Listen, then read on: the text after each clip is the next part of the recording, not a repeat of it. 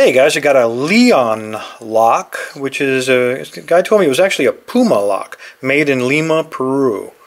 But I'm not sure I believe it. Got a nice wide keyway, heavy brass body.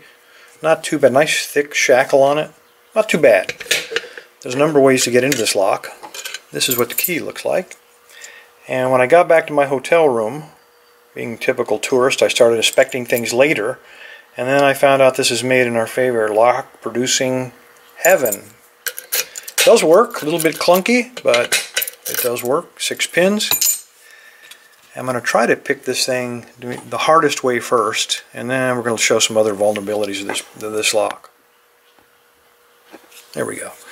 Nice fat keyway. I'm going to use a nice fat pick.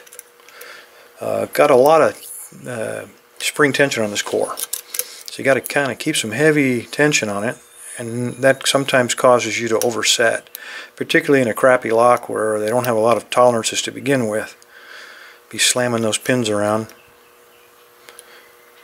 Sometimes you find yourself starting over more often than not. While it might look like I'm popping security pins here because you'll see some counter rotation, I really don't believe they are.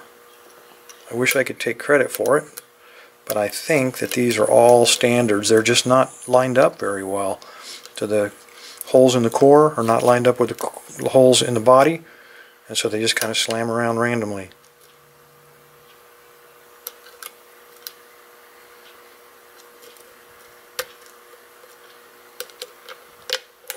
There we go. Alright, there's the Leon. Let's get this piece of junk out of there. Alright, it looks like a really cool lock. It really did. I was pretty impressed when I got back to the room until I noticed that it was made in China. So I didn't have any shims. Okay, so we're going to go ahead and close it up. Let's see if we can't find a shim here. Had one not just a little while ago. Where did I move that thing to? Alright guys, sorry about that, but it was stuck to one of my magnetic screwdrivers, which is not supposed to be magnetic. But anyway, there you go. We got a Leon. We're just going to take our shim, and this really is a fast way to get into this lock. Just shove it down the side of there, and voila.